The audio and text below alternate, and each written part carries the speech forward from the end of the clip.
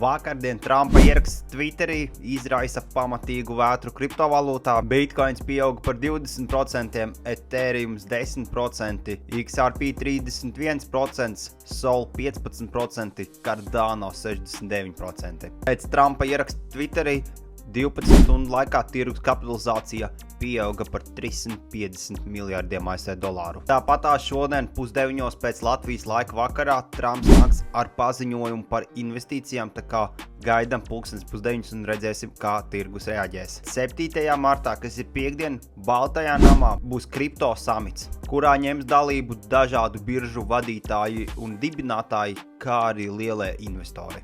31. martā Eiropas lietotājiem Binance delistos stablecoins, kas neatbilst MiCA regulējumam. Eiropas inflācija 2,4%, gaidāmais bija 2,3%, iepriekš bija 2,5%. 10. martā sāksim apmācības, tātad kripto iesācējiem padziļināti, vairāk informācijas iepirktajā video. Dodies uz profilu, spied uz linka un pievienojies kripto numur 1.